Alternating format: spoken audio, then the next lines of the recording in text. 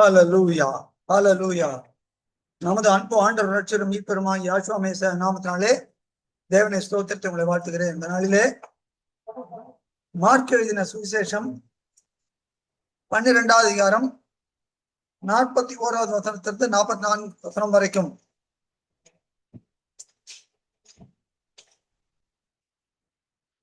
Mark எழுதின சுவிசேஷம் 12வது அதிகாரம் 41லிருந்து 44 வரைக்கும் பார்ப்போம். வாசிங்க. பக்கம் 68. யேசுவா மேசியா காணிக்கை பெட்டிக்கு எதிராக உட்கார்ந்து ஜனங்கள் காணிக்கை பெட்டியில் பணம் போடுகிறதை பார்த்து கொண்டிருந்தார். ஐஸ்வர்யவான்கள் அநேகர் அதிகமாய் போட்டார்கள்.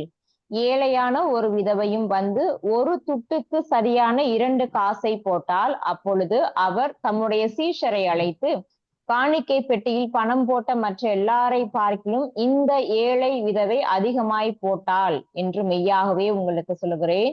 அவர்கள் எல்லாரும் தங்கள் பரிபூரணத்திலிருந்து எடுத்து போட்டார்கள். இவளோ தன் வறுமையிலிருந்து தன் ஜீவனத்துக்கு உண்டாயிருந்ததெல்லாம் போட்டுவிட்டாள் என்றார். ஆமேன்.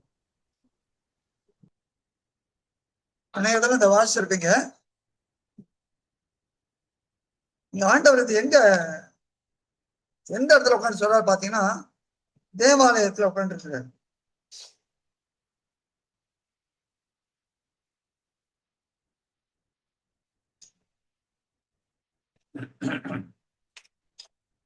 தேவாலயத்துல உட்காந்து சொல்றப்ப எங்கன்னா, தேவாலயத்துல உள்ள ஸ்திரீகள் ஒரு இது வரைக்கும் தான் போக முடியும், தாண்டி உள்ள போக முடியாது. இந்த ஸ்திரீ வர அப்பா இது என்னன்னா கோர்ட் ஆஃப் விமன் சொல்லுவாங்க. அந்த ஸ்திரீகளுக்கு இருக்கிற அது மாத்திரம் தான், அதுக்கு தாண்டி உள்ள போக முடியாது. அதுக்கு எதிர்த்தாப்புல உட்காந்துட்டு இவர் க்ளோஸா வாட்ச் பண்றாரு. வாட்ச் பண்ணிட்டு இந்த காரியத்தை அங்க சொல்றாரு. இவள் ஏழை விதவை என்பது ஆண்டவருக்கு எப்படி தெரியும்? அவருக்கு எல்லாமே தெரியும்.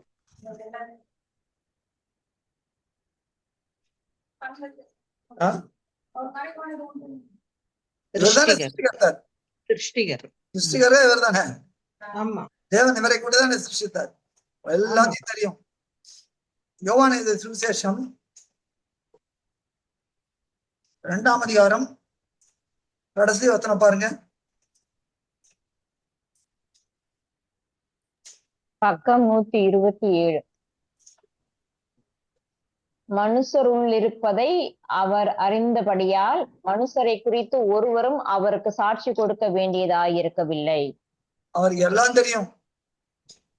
சகலமும் பார்வைக்கு நிர்வாணமாயும் வெளியரங்கமாய் இருக்கிறது. இந்த ஸ்திரீயை பத்தி சொல்றாரு. ஏழை எப்படி போட்டாலும் ஏழை தன் வறுமையிலிருந்து தன் ஜீவனத்துக்கு உண்டாயிருந்தது எல்லாம் போட்டு விட்டாள்.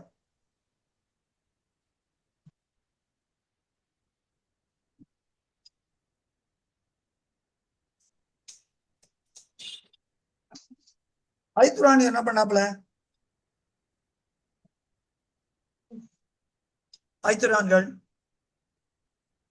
பரிபூர்ணத்துல இருந்து போட்டாங்க. அவங்க கிட்ட இருக்கிற மீதியை நிறைய போட்டாங்க. இந்த ஐத்துரான்கிறது தேவாலயத்தை சொல்றாரு. முதல்ல இதுக்கு முன்னால நீ பாத்தீங்கன்னா 11ஆம் அதிகாரத்துல தேவாலயத்தை பத்தி இதெல்லாம்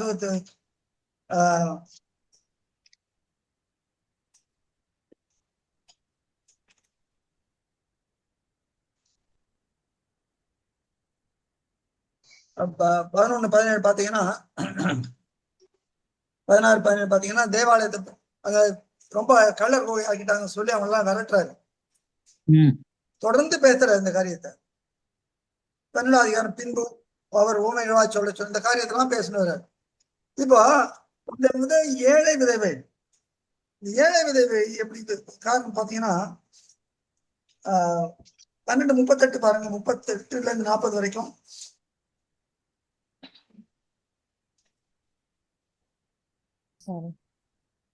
12:38ல 40 வரைக்கும். பின்னும் அவர் உபதேசம் பண்ணுகையில் அவர்களை நோக்கி, நீண்ட அங்கிகளை தரித்து கொண்டு திரியவும், சந்தை வெளிகளில் வந்தனங்களை அடையவும், ஜப ஆலயங்களில் முதன்மையான ஆசனங்களில் உட்காரவும், விருந்துகளில் முதன்மையான இடங்களில் இருக்கவும் விரும்பி, விதவைகளின் வீடுகளை பட்சித்து, பார்வைக்கு நீண்ட ஜெபம் பண்ணுகிற வேத பாரகரை குறித்து எச்சரிக்கையாயிருங்கள், அவர்கள் அதிக ஆக்கினையை அடைவார்கள் என்றார். இவங்க என்ன பண்றாங்கன்னா, விதவைகளின் வீடுகளை பட்சித்து அப்படின்னா என்ன அர்த்தம்? விதவைகள் புடுங்கிறது. இப்படிதான் அங்க செல்வவான்கள் ஆறாங்க. அப்ப சொல்லிட்டு பணம் ஐத்துரான்கள் பணம் போடுவதை அநேகர் போட்டதை பாக்குறார். தேவன் எப்பவுமே விதைகளை குறித்து ஒரு கரிசனை உள்ளவர். உபாகமம் 10ஆம் அதிகாரம் 18ஆம் வசனம் பாருங்க.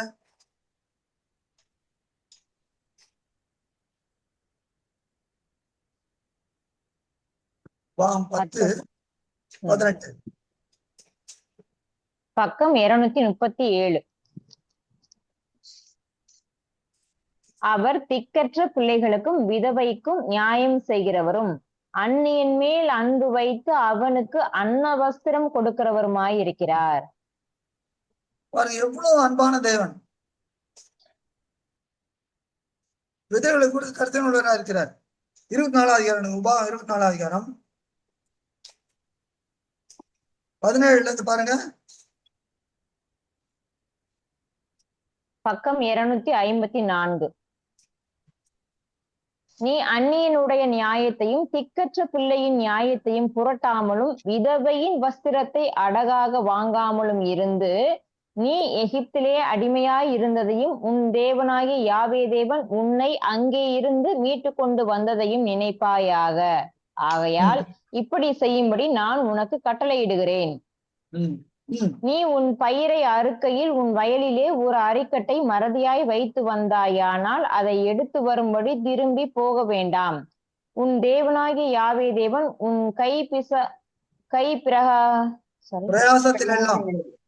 கை பிரயாசத்திலெல்லாம் உன்னை ஆசீர்வதிக்கும்படி அதை பரதேசிக்கும் திக்கற்ற பிள்ளைக்கும் விதவைக்கும் விட்டு விடுவாயாக.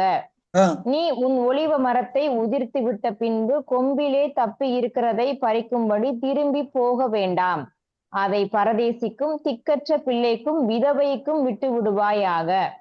நீ உன் திராட்சை பழங்களை அறுத்த பின்பு மறுபடியும் அதை அறுக்க திரும்பி போக வேண்டாம். அதை பரதேசிக்கும் திக்கற்ற பிள்ளைக்கும் விதவைக்கும் விட்டு விடுவாயாக. நீ எகிப்திலே அடிமையாய் இருந்ததை நினைப்பாயாக. ஆகையால் இப்படி செய்யும்படி நான் உனக்கு கட்டளையிடுகிறேன்.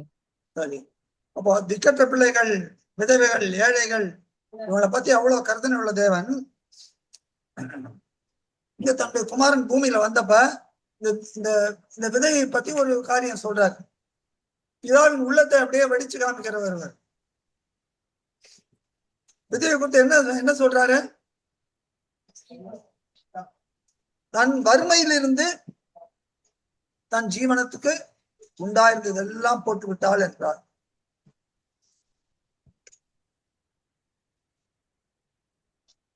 எப்படிப்பட்ட ஒரு சாட்சி அது! பிதா நம்ம வைத்த அன்பு எப்படிப்பட்ட அன்பு! தன்னோட குமாரனையே நமக்காக கொடுத்திருக்கிறாரு. அந்த அன்பு தானே, மாறாத அன்பு. மாறாத அன்பு. 1 யோவான் 4ஆம் அதிகாரம் 10ஆம் வசனம் பாருங்க. 9ஆம் வசனம் 10ஆம் வசனம். 1 யோவான் 4ஆம் அதிகாரம் 9-10.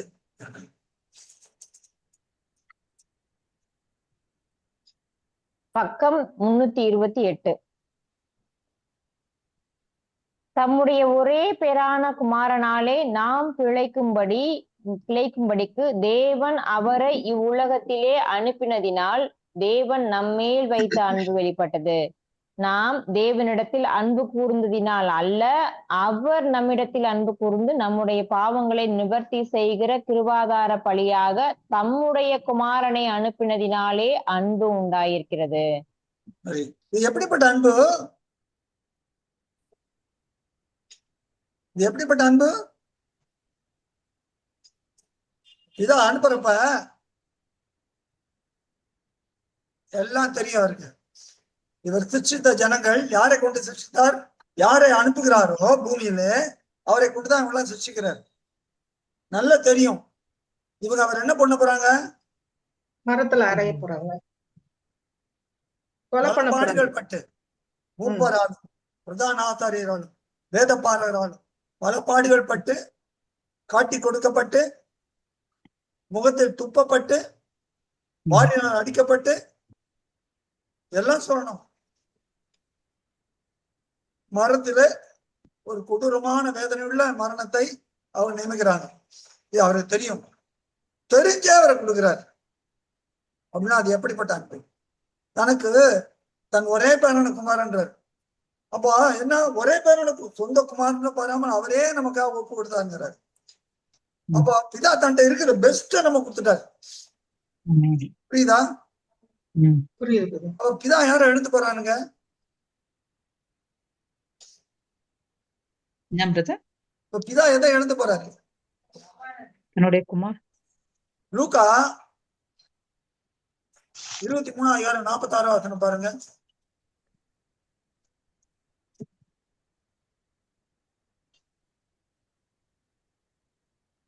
பக்கம் 121. யாஸ்வமேசியா, பிதாவே உம்முடைய கைகளில் என் ஆவியை. ஒரு நிமிஷம், 43 பாரு. யாஸ்வமேசியா,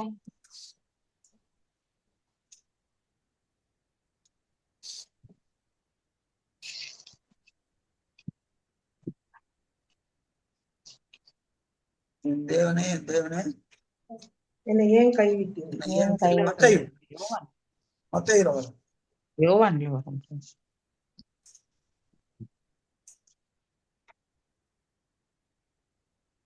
மார்க்லயே வருது, 15:34 வருது. அதான் இது வாசிங்க. மார்க் 15:34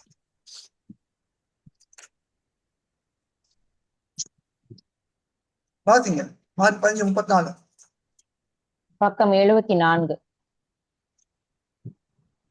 9ஆம் மணி நேரத்தில் யாஸ்வமேசியா, எலோயி எலோயி லாமா சபக்தானி என்று மிகுந்த சத்தமிட்டு கூப்பிட்டார். அதற்கு என் தேவனே ஏன் என்னை கைவிட்டீர் என்று அர்த்தமாம். மத்தேயு 27:46 நான் தப்பா லூக்கான்னு சொல்லிட்டானோ. அப்போ ஏன் என்னை கைவிட்டீர்? இதான் என்ன செஞ்சாரு?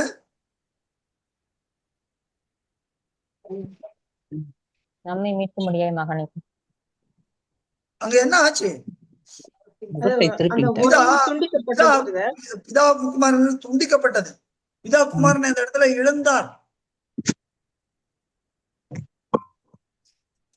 பிதா தங்கிட்ட இருந்ததையே கொடுத்துட்டார். இந்த விதவை என்ன பண்ணா? தன் ஜீவனத்துக்கு உண்டாடுறது எல்லாம் கொடுத்தாப்ல.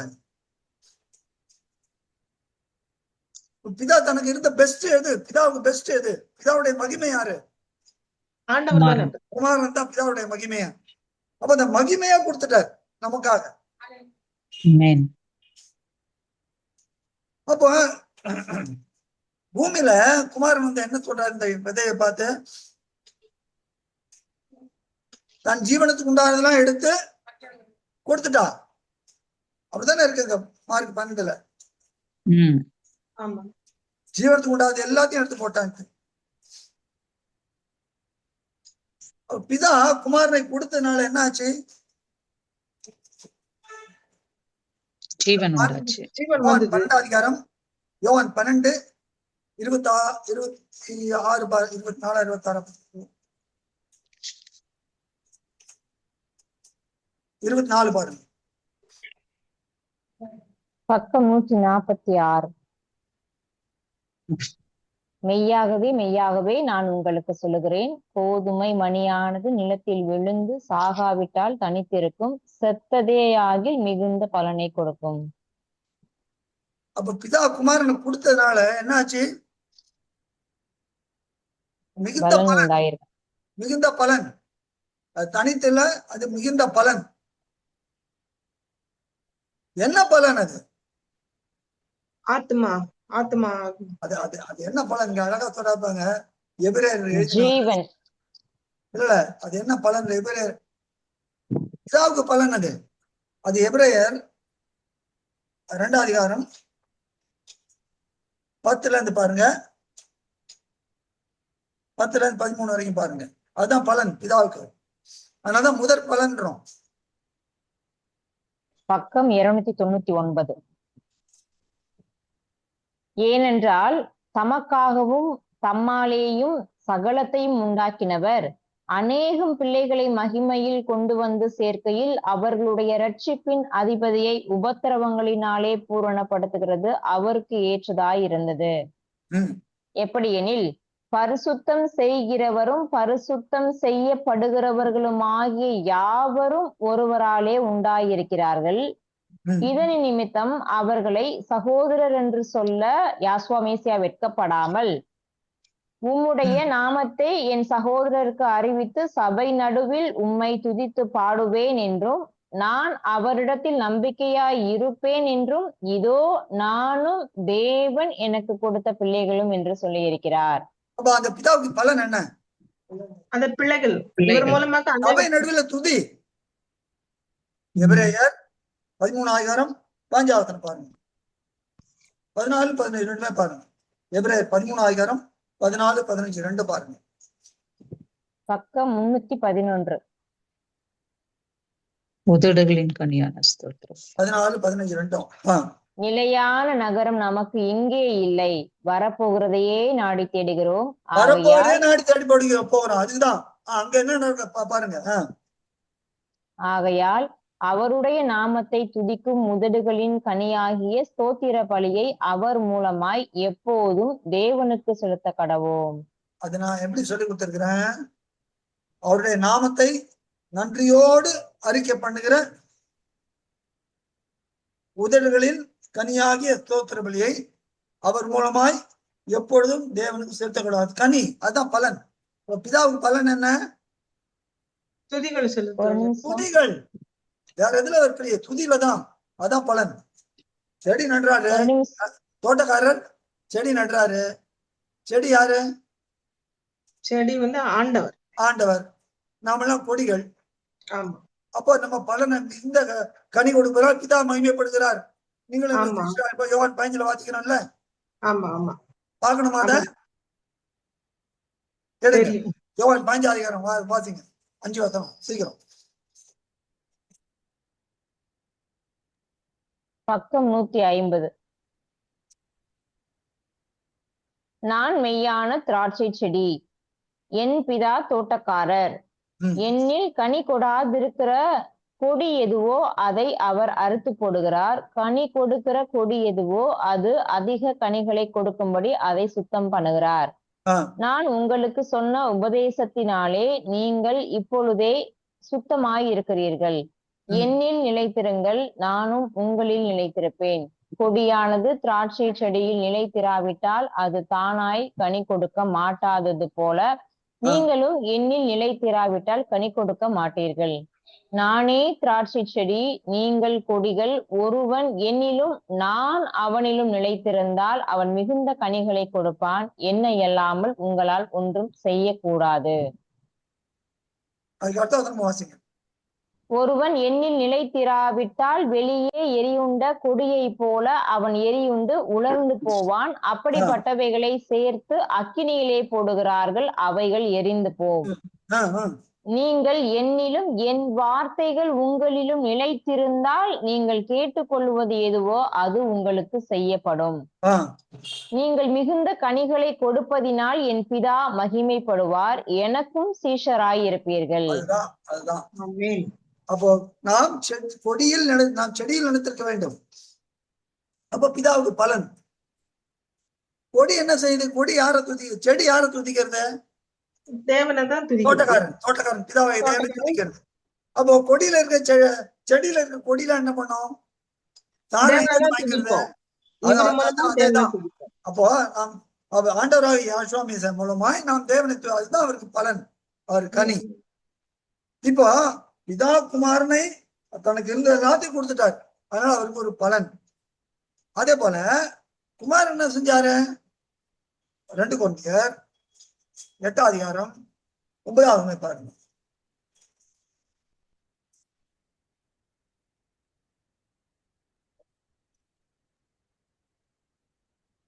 பக்கம் 251.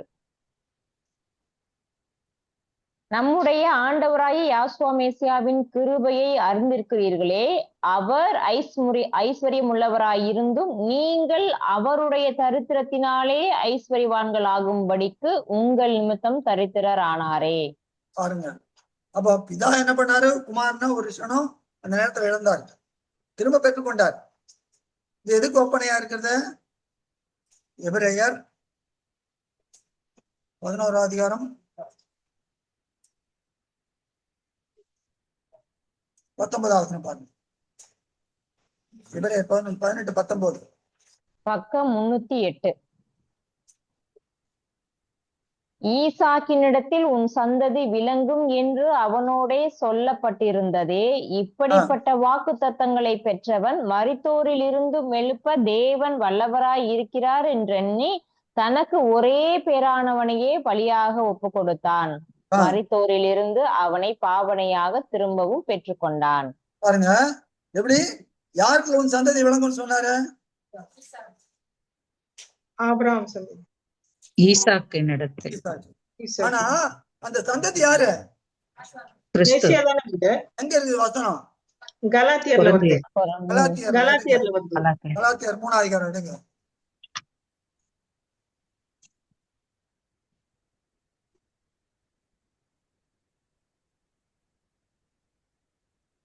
பக்கம் 16ஆம் வசனம் பாருங்க. பக்கம் 260. ஆபிரகாமுக்கும் அவனுடைய சந்ததிக்கும் வாக்குத்தத்தங்கள் பண்ணப்பட்டன. சந்ததிகளுக்கு என்று அநேகரை குறித்து சொல்லாமல் உன் சந்ததிக்கு என்று ஒருவனை குறித்து சொல்லி இருக்கிறார். அந்த சந்ததி மேசியாவே. பாருங்க, இப்போ ஈசாக்கு அவர் கொடுத்தப்ப ஈசாக்கு மூலமா வாக்குத்தத்தம் சொல்லி அந்த ஈசாக்கு என்ன பண்றாப்புல? கொடுக்குறாப்புல. எப்போ ஆபிரகாம் எப்படி கொடுக்குறாரு? தேவனால மறுபடியும் அவரை உயிரோட கொண்டாட முடியும். ரெண்டு காரியம் ஆபிரகாம் மைண்ட்ல ரெண்டு காரியம் வந்துருக்கும். ரெண்டு காரியம் சொல்லணும் இல்ல. என்ன தேவன் சொன்னாரு, என்ன அது நிச்சயம், அது தேவனுடைய வார்த்தை. அவர் தேவனுடைய வார்த்தையை ஏற்றுக்கொண்டு முழு மனதோடு ஏற்றுக்கொண்டு போறாரு. அப்ப ரெண்டு காரியம், ரெண்டு அஷூரன்ஸ் மைண்ட்ல இருக்கும். என்ன? ஒண்ணு நான் இப்ப பலி கொடுக்குறப்ப மனிதானா திரும்ப ஒண்ணு. இன்னொன்னு இல்லைன்னா தேவன் என்ன பண்ணா வேற ஒரு ஆட்டுக்குட்டி எங்க வைக்க போறாரு. அது காமிச்சார் தேவன். அப்போ எப்படி ஆபிரகாம் அவரை கொடுத்து பெற்றுக்கொண்டாரோ ஒரு ஒரு சன பொழுது கத்திய வாங்கிட்டாரு. ஈசா காலின்னு தான் நினைச்சாப்ல. அதே போல இங்க பிதா என்ன பண்றாரு? குமாரனை ஒரு இமை பொழுது கைவிடுகிறார். ஆனால் திரும்ப அவர் எழுப்புகிறார். அதான் அந்த ஈசாக்கு காரியம் ஒப்பனையா இருக்கு. புரியுதா? புரியுது. அப்போ திரும்ப தேவன் எழுப்புறாரு. இப்ப எழுப்பியதுனால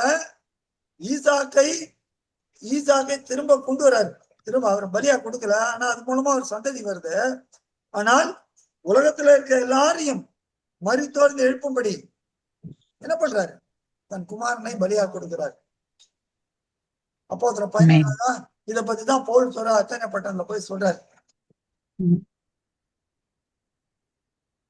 ஒரு நாளை குறித்திருக்கிறார். அந்த நாளை கொண்டு அருமையான காரியம்.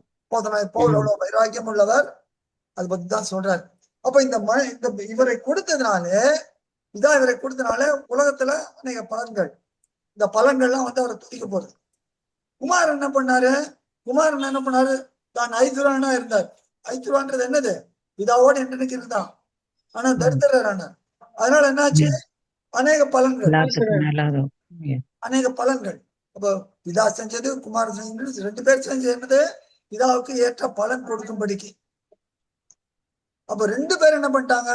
டோட்டலா பிதாவும் டோட்டலா இருந்து கொடுத்துட்டாரு, குமாரனும் தன் ஜீவனையே கொடுத்தாரு. பாருங்க, இப்ப இந்த 7 விதையை பத்தி, இந்த விதையை குறித்து கருத்தனை கொண்ட தேவன், அந்த தேவனுடைய உள்ளத்தை அப்படியே வடித்து காட்டுகிற குமாரன் இங்க விதையை பத்தி என்ன சொல்றாரு?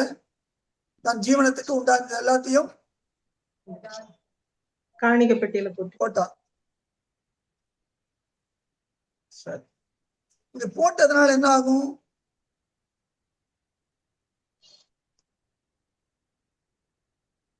அவங்களுக்கு ஆசீர்வாதம் வரும்ல. போட்டதுனால என்ன ஆச்சு? அங்க அந்த விதவை பத்தி எங்க அப்புறம் எழுதிருக்குதா? இல்ல இல்ல இல்லையே. அவருக்கு கொடுத்தா என்ன குறைவு இருக்கும்? நிறைவுதான் வரும். ஆனால் இந்த விதையை பத்தி ஆண்டவருக்கு எழுதி வச்சு, ஆண்டவர் இந்த விதையை பத்தி சொல்லிட்டாருன்னா சொன்னது அதோட பெரிய இதுவே சாட்சியே கிடையாது, பெரிய கிடையாது. சாட்சி கொடுத்துட்டாரு. சரி, இப்போ வேற ஒரு காரியத்தை பார்க்க போறோம். என்ன அர்த்தம்? இது ஒப்பனையான ஒரு காரியம். 1 ராஜாக்கள் 17 அதிகாரம் 13 இருந்து பாருங்க. அங்கே ஒரு காரியத்தை பார்க்கிறோம். 1 ராஜாக்கள் 17 அதிகாரம்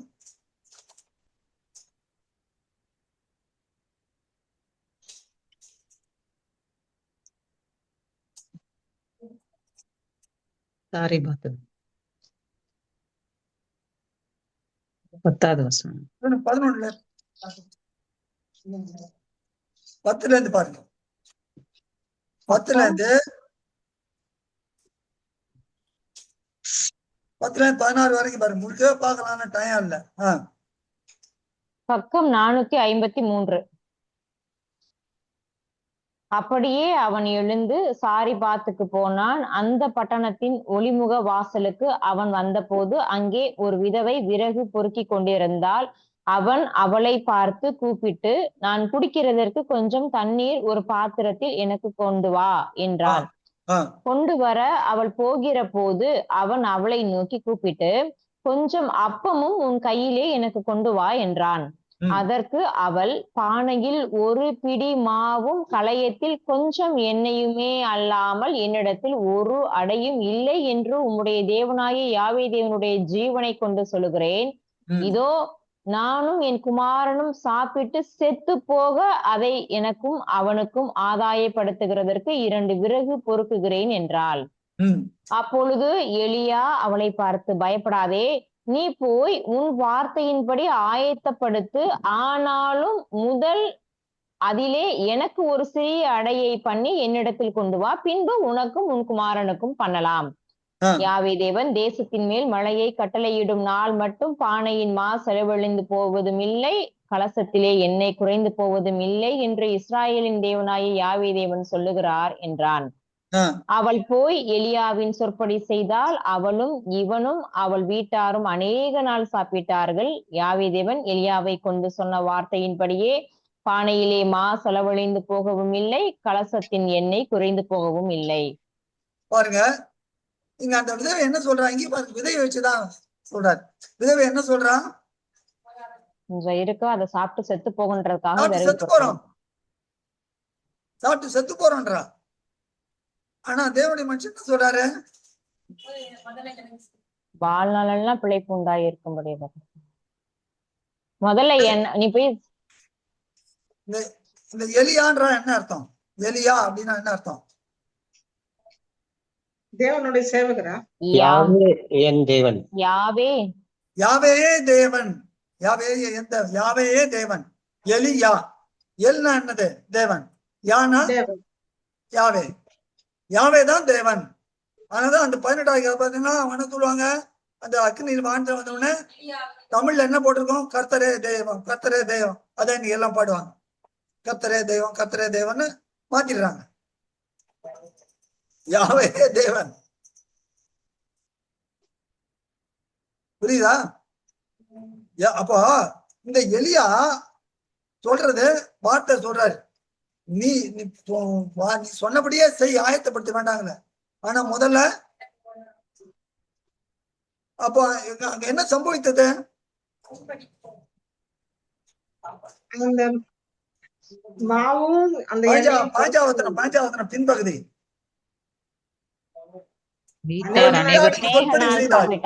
அவள் எலியாவின் சொற்படி செய்தாள். எலியா என்ன சொன்னாரு? நீ ஆயத்தம் பண்ணு, ஆனா முதல்ல என்ன கொடு.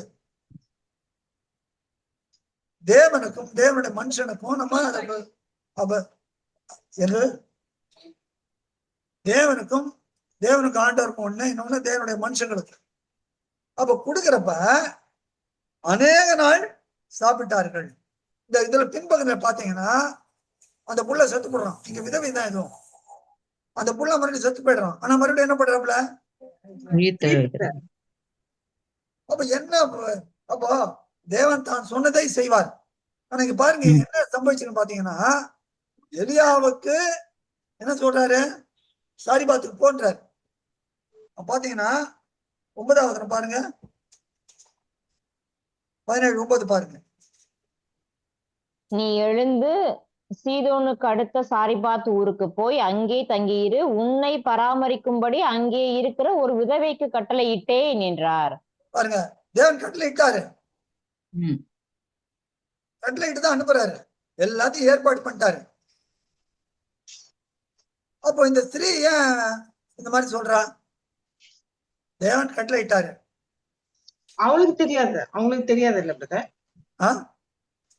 அந்த ஸ்திரீக்கு தெரியாது, அந்த விதவைக்கு தெரியாது. தேவன் கட்டளையிட்டார் நீ செய்யணும்னு சொல்லிட்டு. ஆ. மறுபடியும் வந்துட்டு அவங்க அந்த ஏலியா ப்ராஃபெக்ட் தானே, அவருடைய வார்த்தை கேட்டு அதுபடியாக அவங்க பண்றாங்க. அவங்களுக்கு தெரியாது, அவங்களுக்கு தெரியாது.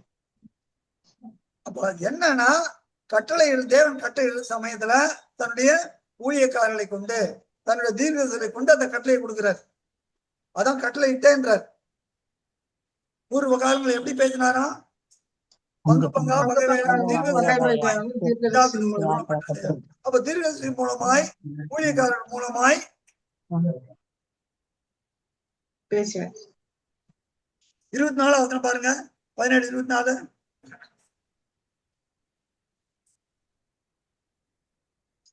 தேவனுடைய மனுஷன் என்று தெரிஞ்சுக்கிட்டேன். வாசிங்க 24. அப்பொழுது அந்த ஸ்திரீ எலியாவை பார்த்து, நீ தேவனுடைய மனுஷன் என்றும் உம்முடைய வாயிலிருந்து பிறக்கும் யாவேதனுடைய வார்த்தை உண்மை என்றும் இதனால் இப்பொழுது அறிந்திருக்கிறேன் என்றாள். பாருங்க, இது எங்க ஆரம்பிக்குது? தேவன் ஆயத்தம் பண்ணிட்டாரு. ஆனா அந்த விதை விட்டு அனுப்புறப்பா விதை என்ன சொல்றாப்புல? நான் செத்து போயிடுவேன். ஆனா தேவன் என்ன சொல்றாரு? நீ பிழைப்பாய், அநேக நாள் சாப்பிடுவாய், உன் பிள்ளை மரித்தாலும் திரும்ப எழுப்புவாப்புல. எதுக்கு ஒப்பனையா இருக்குது? யோவான் 11:25-26 பாருங்க. எலியேசர். உயிர் எழுதலும் ஜீவனும் நானே. யோவான் 11:25-26 பக்கம் சொல்லுங்க. அதான் brother. 144 பக்கம். யோவான் 15 11:25-26. நானே உயிர்த்தெழுதலும் ஜீவனும். பக்கம் 144. யாஸ்வமேசியா அவளை நோக்கி, நானே உயிர்த்தெழுதலும் ஜீவனுமாயிருக்கிறேன், என்னை விசுவாசிக்கிறவன் மரித்தாலும் பிழைப்பான், உயிரோடு பிழைப்பான். அப்ப எல்லாம் தேவனுடைய வார்த்தையின்படி அங்கே எலியா கொண்டு பேசுறாரு. ஆனா அந்த வார்த்தையை பூமிக்கு இறங்கி வந்தாச்சுங்க. ஆனா சொல்றாரு, என்னை விசுவாசிக்கிறவன் மரித்தாலும் பிழைப்பான், உயிரோடு இருந்து என்னை விசுவாசிக்கிறவனும் என்னருக்கு மரணம் மறியாமலும் இருப்பான். அப்போ தேவன் என்ன செஞ்சாரு? தன்னுடைய பெஸ்ட கொடுத்தாரு. குமாரன் என்ன செஞ்சாரு? தன்னுடைய பெஸ்ட் ஜீவனே கொடுத்தாரு. இதெல்லாம் எதுக்கு இருக்கிறது? இப்ப இந்த விதவை என்ன பண்றான்? இந்த கொஞ்சம் தான் இருக்குது, சாப்பிட்டு செத்து போகல, கொஞ்சம் தான் இருக்குது. ஆனாலும் அதுல தேவனுடைய மனுஷனை கொடுக்குறாப்புல. இந்த மார்க்கில் பார்த்த விதவை என்ன பண்றான்? காணிக்கை பெட்டியில கொண்டு தேவனுக்கு போடுறான். அப்ப இந்த ராஜாக்கள் புத்தகத்துல பார்க்கிற விதவை அநேகர் சாப்பிட்டு பிழைத்தார்கள். மார்க் 12 பார்க்கிற விதவை ஒரு வல்லமையுள்ள சாட்சியை பெற்றார். யார் மூலமா? சிருஷ்டிகர்த்தாவாகிய ஆண்டவராக யாசுவா மூலமா இந்த சாட்சியை பெற்றார். ஆமென். ஹல்லேலூயா. இதெல்லாம் நமக்கு எதுக்கு எழுதியிருக்கிறது? போதனையாவும் எச்சரிக்கை. நம்மளும் இத செய்யணும். வாசிங்க, எப்படி பிதாவான் எப்படி செஞ்சாரு, குமாரன் எப்படி செஞ்சாரு, அது போல நம்மளும் செய்யணும். 2 கொரிந்தியர் 8ஆம் அதிகாரம் 1 வாசிங்க.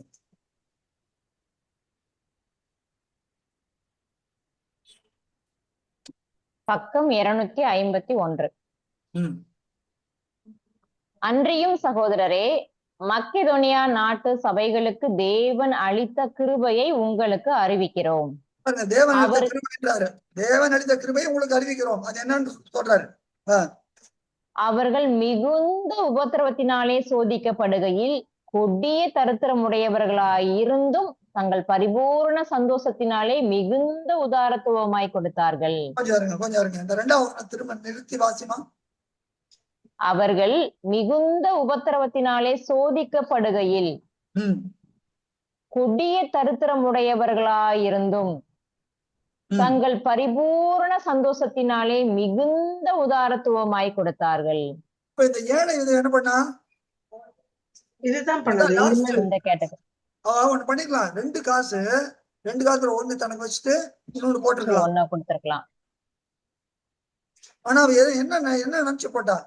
நான் இந்த கொடுக்கிறேன், தேவன் என்னை போஷிக்க வல்லவராயிருக்கிறார்.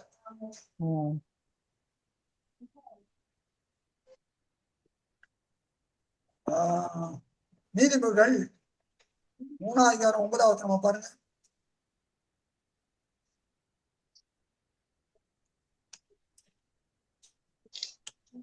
உன் பொருளாலும் உன் எல்லா விளைவின் முதற் பலனாலும். பக்கம் 765. உன் பொருளாலும் உன் எல்லா விளைவின் முதற் பலனாலும் தேவனை கனம் பண்ண,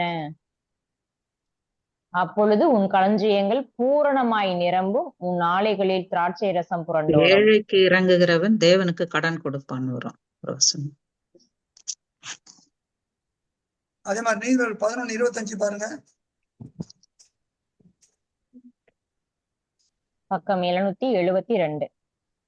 உதாரண குணமுள்ள ஆத்மா செழிக்கும், எவன் தண்ணீர் பாய்ச்சுகிறானோ அவனுக்கு தண்ணீர் பாய்ச்சப்படும். அப்ப இந்த ஏழை மீது எப்படி எல்லாத்தையும் கொடுத்தா, அதே மாதிரிதான் இங்க இந்த கொருந்து பட்டணத்துக்கு எழுதுறப்ப சொல்றாரு. என்ன சொல்றாரு? தேவன் அளித்த கிருபையை உங்களுக்கு அறிவிக்கிறோம் சொல்லிட்டு, எப்படி தரித்திரதோ ரொம்ப உபத்திரவத்துல இருந்தாங்க, தரித்திரதா இருந்தாங்க. ஆனாலும் எப்படி பரிபூர்ண சந்தோஷத்தினாலே கொடுத்தார்கள். இதுதான் முக்கியம். பரிபூர்ண உனக்கு இருக்கிறத கொடு. எலியா என்ன சொல்றாரு? உன் வார்த்தையின்படி ஆயத்தப்படுத்து, ஆனாலும் முதல்ல எனக்கு கொடு. ஏன்னா தேவ கட்டல, தேவன் சொல்லிட்டாரு இங்க போன்ட்டு, தேவன் உங்கள்கிட்ட அனுப்பிச்சிருக்கிறாரு. நீ அதை செய்யறப்ப நீ உன் பிள்ளைகளும் அநேக நாட்கள் சாப்பிடுவீர்கள். சாப்பிட்ட பிறகு நீ உன் பிள்ளை செத்தா கூட திரும்ப தேவனால் எழுப்ப வல்லவர். அதையும் காமிக்கிறார். வாசிங்க. 8:2 வரைக்கும் வாசி. 3வது வாசிங்க. பக்கம் 251. 2 கொரிந்தியர் 8:3.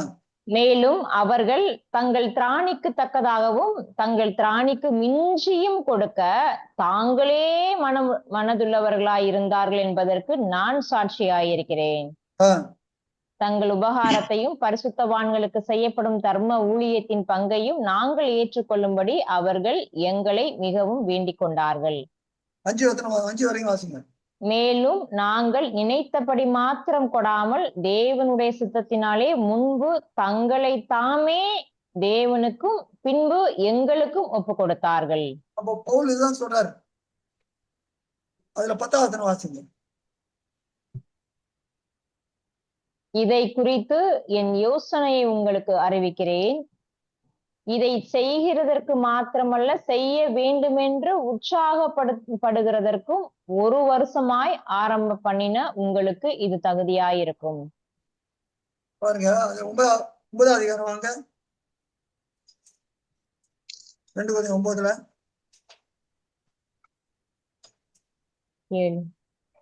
1-2 முதல் 2வது வாசிங்க. பரிசுத்தவான்களுக்கு செய்ய வேண்டிய தர்ம சகாயத்தை குறித்து நான் அதிகமாக உங்களுக்கு எழுத வேண்டுவதில்லை.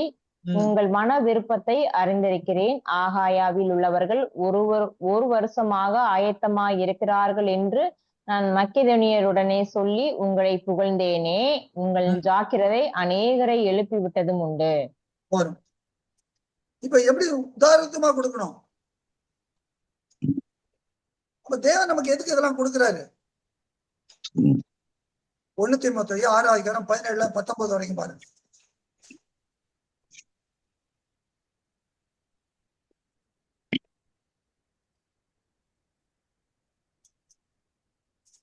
பக்கம் 290. இவ்வுலகத்திலே ஐஸ்வர்யம் உள்ளவர்கள் இருமாப்பான சிந்தை உள்ளவர்களாய் இராமலும் நிலையற்ற ஐஸ்வர்யத்தின் மேல் நம்பிக்கை வையாமலும் நாம் அனுபவிக்கிறதற்கு சகலவித நன்மைகளையும் நமக்கு சம்பூரணமாய் கொடுக்கிற ஜீவனுள்ள தேவன் மேல் நம்பிக்கை வைக்கவும் நன்மை செய்யவும் நற்கிரியைகளில் ஐஸ்வர்யவான்களாகவும் தாராளமாய் கொடுக்கிறவர்களும் உதாரண குணமுள்ளவர்களுமாய் இருக்கவும் நித்திய ஜீவனை பற்றி கொள்ளும்படி வருங்காலத்திற்காக தங்களுக்கு நல்ல ஆதாரத்தை பொக்கிஷமாக வைக்கவும் அவர்களுக்கு கட்டளையிடு. பாருங்க, அப்போ தான தர்மம் பண்ணுங்கள் சொல்றாரு. அப்போ நம்ம மற்றவங்களுக்கு கொடுக்கணும். எப்படி கொடுக்கணும்? சந்தோஷமா பொருந்திருக்க திருப்புவாங்க. 9:7 பாருங்க.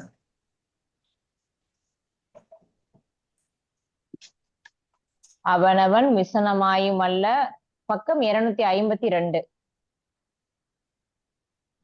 அவனவன் விசனமாயும் அல்ல கட்டாயமாயும் அல்ல தன் மனதில் நியமித்தபடியே கொடுக்க கடவன். உற்சாகமாய் கொடுக்கிறவனிடத்தில் தேவன் பிரியமாயிருக்கிறார். அப்ப அந்த விதவை மார்க் 12 அந்த விதவை எப்படி கொடுத்தா?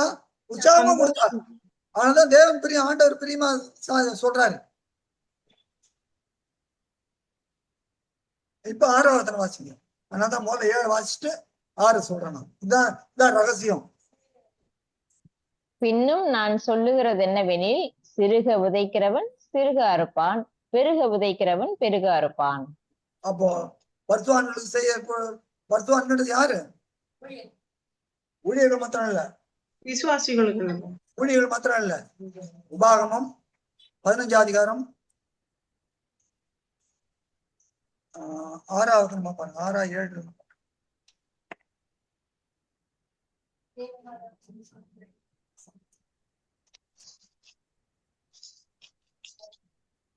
உன் தேவனாய் யாவே தேவன் உனக்கு சொன்னபடியே 10வது வசனம். இல்ல 7ல இருந்து பாருங்க. பக்கம் 243. 7ல இருந்து 10 வரைக்கும். உன் தேவனாகி யாவே தேவன் உனக்கு கொடுக்கும் தேசத்தில் எந்த வாசலிலும் உன் சகோதரரில் எளியவனான ஒருவன் இருந்தால், எளியவனாகிய உன் சகோதரனுக்கு உன் இருதயத்தை நீ கடினமாக்காமலும் உன் கையை மூடாமலும் அவனுக்கு உன் கையை தாராளமாய் திறந்து அவனுடைய அவசரத்து நிமித்தம் அவனுக்கு தேவையானதை கடன் கொடுப்பாயாக. விடுதலை வருஷமாகிய 7ஆம் வருஷம் கிட்டி இருக்கிறது என்று சொல்லி உன் இருதயத்திலே பொல்லாத நினைவு கொண்டு உன் ஏழை சகோதரனுக்கு கொடாமல் மறுத்து அவன் மேல் வன்கண் வைக்காத படிக்கும் அவன் உன்னை குறித்து யாவே தேவனை நோக்கி அபயமிடாத படிக்கும் எச்சரிக்கையாயிரு. அப்படி செய்வாயானால் அது உனக்கு பாவமாயிருக்கும். அவனுக்கு தாராளமாய் கொடுப்பாயாக. அவனுக்கு கொடுக்கும் போது உன் இருதயம் விசனப்படாதிருப்பதாக.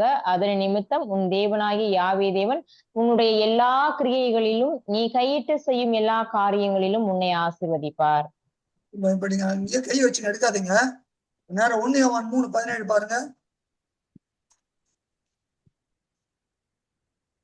பக்கம் 328.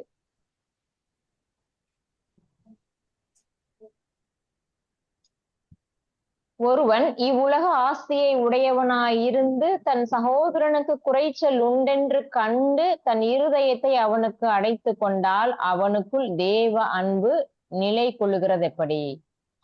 அழகா சொல்லிட்டார். இப்ப திரும்ப உபாகம் 5:9 கொஞ்சம் நிறுத்தி வாசிங்க. அது என்ன அழகா சொல்றா பாருங்க. எச்சரிப்பாக சொல்றார். விடுதலை வருஷமாகி பக்கம் 243.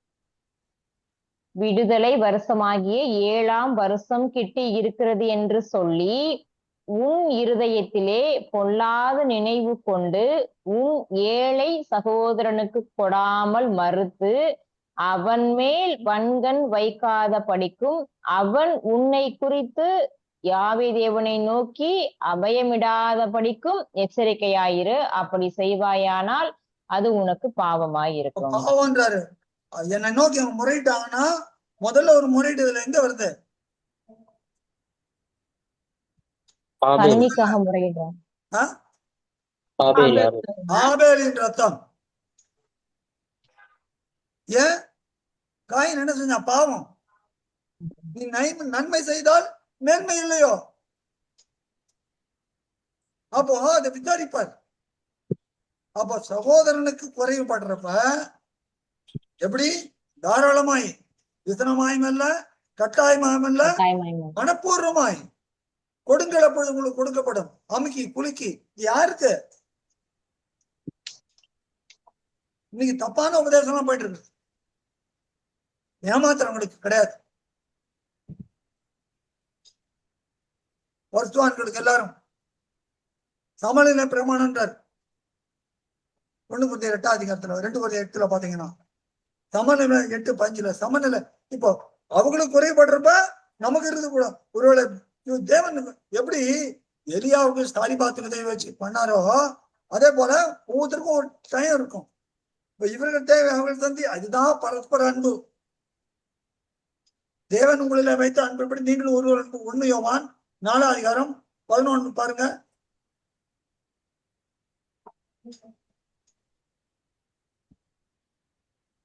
பக்கம் 329.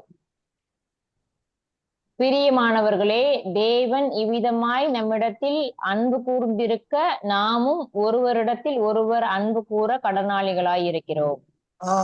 அது எப்படி அந்த அன்பு? 3 பயன்களை வாசிச்சுமே. சகோதரன் இருப்ப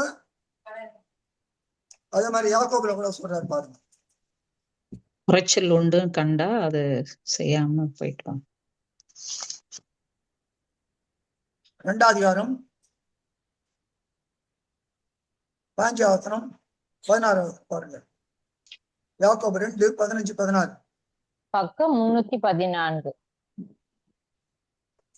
ஒரு சகோதரனாவது சகோதரியாவது வஸ்திரம் இல்லாமலும் அனுதின ஆகாரம் இல்லாமலும் இருக்கும் போது உங்களில் ஒருவன் அவர்களை நோக்கி, நீங்கள் சமாதானத்தோட போங்கள், குளிர் காய்ந்து பசி ஆறுங்கள் என்று சொல்லியும் சரீரத்திற்கு வேண்டியவைகளை அவர்களுக்கு கொடாவிட்டால் பிரயோஜனம் என்ன?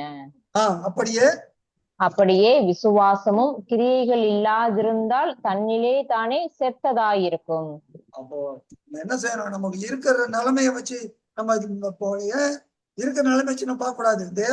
தேவ காரியத்துக்கு நம்ம வாழா இருக்கணும்.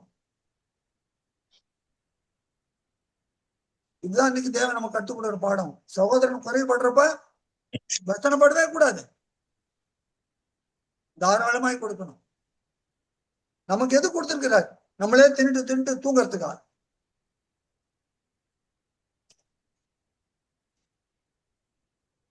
நம்ம பாட்டு நெஞ்சம் நொந்த போது தஞ்சம் தந்த தேவன். அப்போ இந்த தேவனுக்கு ஆண்டவருக்கு நம்ம உண்மையாவே அவங்களை அன்பு கூறுறோம்னா, தான் காண்கிற சகோதரத்தில் அன்பு கூறாதவன் தான் காணாத தேவனத்தை எப்படி அன்பு கூறுவான்? 1 யோவான் 2 வாசிக்கிற பிடிமானவர். அப்ப இந்த இதெல்லாம் எதுக்கு நமக்கு சொல்லிருக்கிறார்? சமநிலை ஒருவர் தாங்கணும். ஒரு பாரத்தை ஒருவர் சுமந்து இப்படியாய் மேசியாவின் பிரமாணத்தை நிறைவேற்றும் என்று கலாத்தியர் 6:2 வாசி. இருக்கிறது என்ன இருக்கிறதோ அதுல தாராளமாய் கொடுக்கும். தேவ காரியத்துக்கு கொடுங்க. தேவனுக்கு முதற் பலனை கொண்டாங்க. ஆண்டவருக்கு காணிக்கையை செலுத்துங்க. சகோதர சகோதரிகளுக்கு குறைவுகளில நீங்கள் நான் என்னை சேர்த்தான் சொல்றேன். நமக்கு அப்படி இல்லாம இருந்தா அது பாவம் என்று தேவன் நம்ம எச்சரிக்கிறார். பிரியமானவர்களே, ஒரு சகோதரனோ சகோதரியா குறைபாட்ட பார்த்துட்டு பேசாம இருந்தேன்னா அது பாவம். அவங்களுக்கு வேற ஏதாவது விதத்துல தேவன் கொடுத்தா, ஆனா நம்ம காட்டுறப்ப நம்ம இருதயத்தை கடினப்படுத்திட்டு பேசாம இருந்தான்னா தேவன் எப்படி காட்டுவார்? தேவன் அந்த விதவிக்கு எப்படி கட்டளையிட்டார்? ராஜாக்கள் புத்தகத்துல வாசிச்சோம் 14 அதிகாரம் 1-17. அந்த விதவிக்கு கட்டளையிட்டே நின்றாரு. எப்படி? தன்னுடைய ஊழியக்காரனை கொண்டு. புரியுதா எல்லாருக்கும்? அப்ப தேவ எச்சரிப்பு, தேவ கட்டளை நம்மளை நோக்கி வரப்ப இன்னைக்கு நிறைய பேர் என்ன இருக்கிற செல்வத்தை வேண்டாதான் செலவு பண்ணிட்டு இருக்கிறாங்க. சிலரு நல்ல செல்லு வாங்குறது இல்ல, சிலரு நல்ல மேக்கப் ஐட்டத்துல தேவனுக்கு கொடுக்கறத வஞ்சிச்சுட்டு நீ செல் வாங்கிட்டோ இல்ல வேற காரியம் பண்ணோம், மேக்கப் பண்ணனா ஆகாயில சொல்ல சபிக்கப்பட்டவர்கின்ற எவ்வளவு பேர் வீண் செலவு செஞ்சுட்டு இருக்கிறாங்க. தேவனுக்கு கொடுக்க வேண்டியதை கொடுக்காம தேவனை வஞ்சித்தான் சபிக்கப்பட்டவர்கள் என்ற பெயரை பெற்றுக் கொள்வார்கள். நாம் எல்லாரும் அப்படித்தான். தேவனை கொடுக்க வேண்டியது முதலாவது தேவனுக்கும் ஆண்டவருக்கும், அது பிறகு நாம் காண்க அதான் 10 கட்டளை 2 ஆக்கிட்டார். உன் தேவனாய இடத்தில் முழு இருதயத்தோடும் முழு ஆத்மாவோடும் முழு பலத்தோடும் முழுசையும் அன்பு கூறுவாயாக.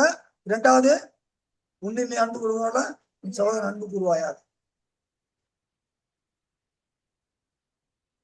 அப்ப இவ்வளவு காரியங்கள் தேவன் எழுதி வச்சுக்கிறார். எதுக்காக தேவன் ஏன் இந்த செய்தியை நாள்ல சொல்ல என் மனதுல தேவன் கொடுத்த காரியத்தை நான் சொல்லுகிறேன். இதை பார்த்து கொண்டிருக்கல மட்டுமல்லாதபடிக்கு யூடியூப்ல பாக்குறவங்களுக்கும் தேவன் இந்த வார்த்தை கொண்டு பேசுவார். மற்ற சகோதரன் குறைபடும் போது, சகோதரனோ சகோதரியோ குறைவிலை காணப்பட்டாயானால் நீ காண்பேயானால் இருதயத்தை கடினப்படுத்தாதே, தாராளமாய் கொடு. அப்போ ஆண்டவர் நம்மை குறித்து சாட்சி கொடுப்பார். உன் நிலைமையை பத்தி பார்க்கவே பார்க்காத, இருக்கிறத கொடு. தேவன் சொன்னார்னா கொடு. தேவன் சொல்லாமல் தேவன் சொல்லுவார், உள்ளத்துல பேசுவார். பேசுறப்ப மனமோந்து 1 தீமோத்தேயு 6:15 பார்த்தா எப்படி நற்கிரியைகளை செய்யுங்க, தான தர்மம் பண்ண மறவாதிருங்கள் குறையில சொல்ற. அப்படி தேவ தூதர்களை உபசரித்ததும் உண்டுன்றார். அந்த பாத்தீங்கன்னா எபிரேயர்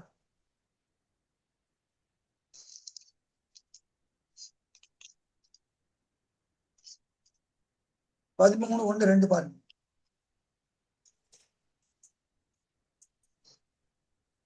13:1-2 அது பிறகு 16 பாருங்க. எபிரேயர் 13 பக்கம் 311. சகோதர சிநேகம் நிலைத்திருக்க கடவது, அந்நியரை உபசரிக்க மறவாதிருங்கள், அதனாலே சிலர் அறியாமல் தேவதூதரையும் உபசரித்ததுண்டு. 16 அன்றியும் நன்மை செய்யவும் தான தர்மம் பண்ணவும் மறவாதிருங்கள், இப்படிப்பட்ட பலிகளின் மேல் தேவன் பிரியமாயிருக்கிறார். ஆகையால அதனால நமக்கு தேவன் கொடுத்த இந்த தூது, பரலோகத்துங்கிற தூதுக்கு நாம் முழுமையாக கீழ்ப்படிவோமாக. இருதயத்தை கடினப்படுத்தாதுங்க, தேவனை ஆண்டவர் வஞ்சிக்காதீங்க. நமக்கு வேண்டாத காரியங்களை விட்டு முதலாவது அதை விடுங்க. உலக காரியத்திலேயே சில பேர் நல்ல சாப்பிடுறதுங்க, தேவனை கொடுக்கறத கொடுக்கணும். வீண் செலவுல தான் நிறைய பேர் இன்னைக்கு இருக்கிறோம். அப்படி நாம் செய்வோம். நாம் பிரித்தெடுக்கப்பட்ட ஜனங்கள், ஆண்டவருக்காக நாம் தேவனுக்காக நாம் பிரித்தெடுக்கப்பட்ட ஜனங்கள் பிரியமானவர்களே. அப்ப நம்ம உலகத்தார் மாதிரி வாழற மாதிரி சுயத்துக்காக வாழறாங்க. பாட்டு மாத்திரம் சர்ச்சில் வந்து என்ன சுயமென்னில் சாம்பலாக என்ன பாட்டு சொல்றேன், வல்வாரியில் சுயமென்னில் சாம்பலாக பாட்டு பாடுவாங்க. ஆனா கிரியைகள் இருக்காது. யாக்கோபுல தானே சொல்றாரு, கிரியைகளை காண்பிக்க வேண்டும் தெரியுமானவர்களே. நம்முடைய கிரியைகளை காண்பிக்கும் போது தேவனும் ஆண்டவரும் நம்மளை பிரியப்படுவார்கள். ஆண்டவருடைய நாளிலே நமக்கு சந்தோஷம் உண்டாகும். ஆண்டவர் தாமே நம்ம ஒவ்வொருவரையும் ஆசீர்வதிப்பாராக. ஆமென்.